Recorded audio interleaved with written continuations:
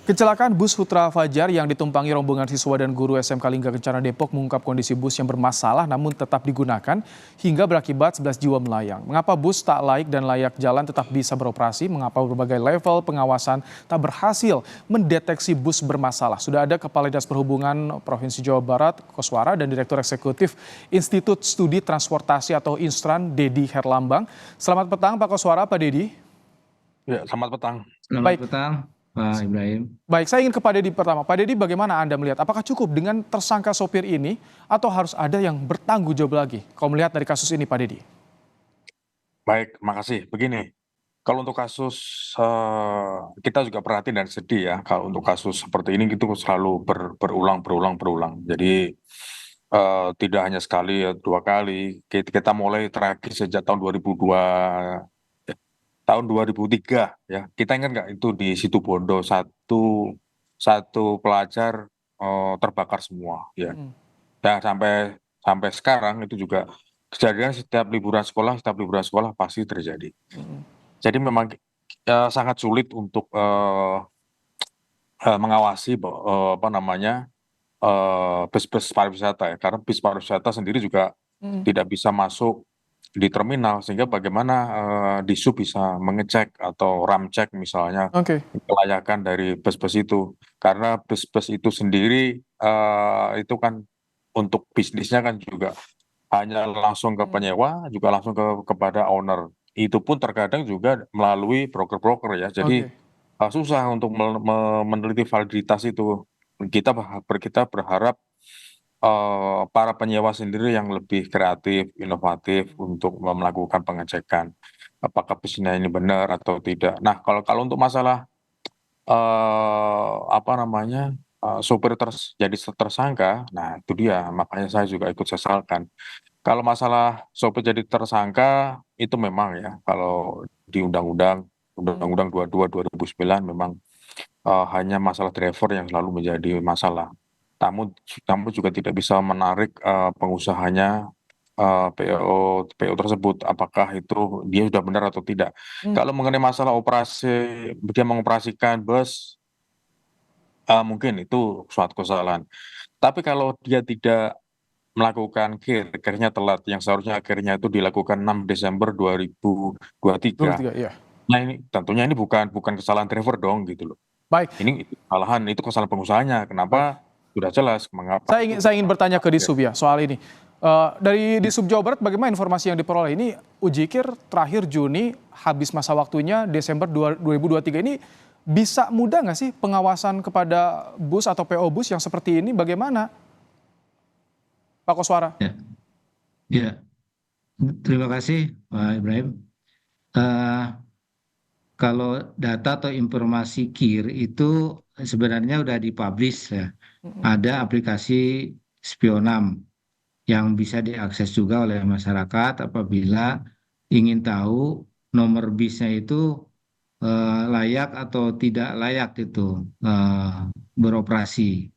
Jadi masyarakat bisa, cuma memang ini perlu sosialisasi yang banyak ke masyarakat supaya mengetahui hal ini.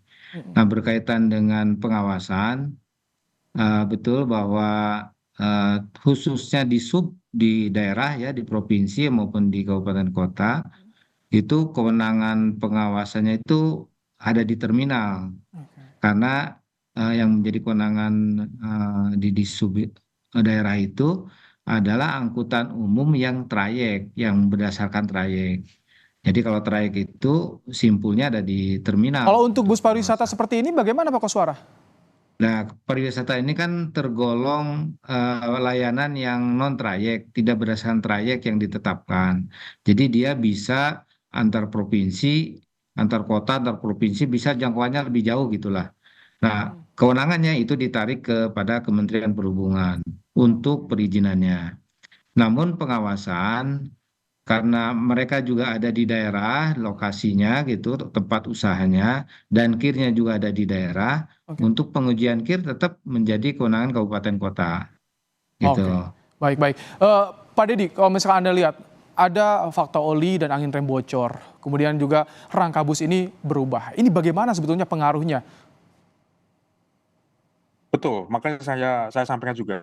kalau untuk masalah rangka rangka bodi sudah berubah, itu kan berarti kan ada pelanggaran di strut awal 2026 kalau bus itu kalau saya lihat datanya ya. Berarti memang ada pelanggaran di sini dengan bodi awal atau batch awal dengan strut yang awal itu dengan yang saat ini yang existing kemarin terjadi kecelakaan itu kan jelas beda. Di sini pun sudah ada pelanggaran dan tentunya masalah seperti ini ada desain bodi segala macamnya ya, ada perubahan strut misalnya itu kan bukan wewenang dari driver dengan pengemudi. Hmm, Pengemudi itu hanya operator ya.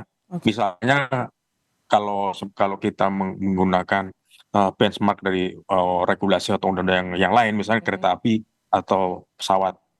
Ya, kalau kereta api, kalau terjadi kecelakaan, kan juga tidak mungkin masinis jadi tersangka. oke. Atau pilotnya, pilot penerbangan jatuh Hmm, pesawatnya.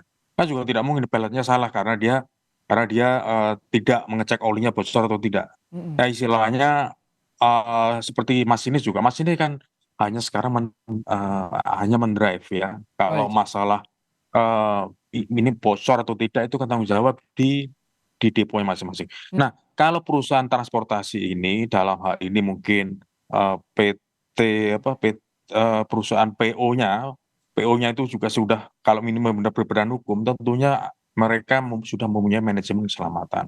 oke. Sejak kapan harus rawat, ganti ban kapan, ganti oli kapan, ganti rem kapan, ganti kampas rem kapan, itu sebenarnya mereka sudah ada semua. Baik. Nah, kalau misal kemarin nggak saya baca juga sangat sangat apa namanya, Hmm, sangat juga tidak masuk akal juga ya. Mungkin mengapa bis sampai oke. di body segala macam itu kok bisa gitu loh, Nah, seperti itu. itu yang menjadi pertanyaan. Lalu bagaimana Pak Koswara dari Sub untuk bisa mengawasi, mengamankan PO nakal yang sudah telat, kemudian ada perubahan-perubahan yang ini berisiko. Bagaimana pengawasannya dan mengamankannya agar tidak terulang kejadian seperti ini, Pak Koswara?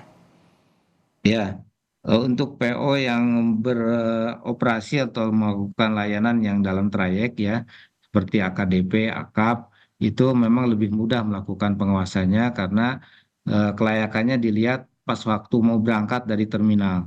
Nah, itu dicek dulu oleh petugas, semua kesistemannya itu berjalan atau enggak. Kalau tidak berjalan, tidak berfungsi, itu tidak boleh berangkat dari terminal. Nah, untuk yang PO-PO pariwisata ini memang ada sebuah gap ya, apa namanya kewenangan yang yang diperbaiki, yang harus diperbaiki menjadi PR kita semua. Dan dalam rapat kemarin dengan Kementerian Perhubungan juga disampaikan kabupaten kota di mana lokasi para PO ini ada berkewajiban mengecek dan melaporkan eh, bukan dari terminal ngeceknya tapi langsung pada pool ya. Oke, Pool pariwisata itu diminta di data, kemudian dilaporkan kepada Kemenhub supaya termonitor kelayakannya lebih baik. real sesuai dengan kondisi lapangan. Oke, baik. Kami tangkap. Terima kasih Kepala Dinas Perhubungan Provinsi Jawa Barat, Pak Koswara, dan juga Direktur Eksekutif Institut Studi Transportasi atau Instran, Pak Dedi Herlambang, telah meluangkan waktu di Kompas Petang sore hari ini. Terima kasih, Bapak-Bapak.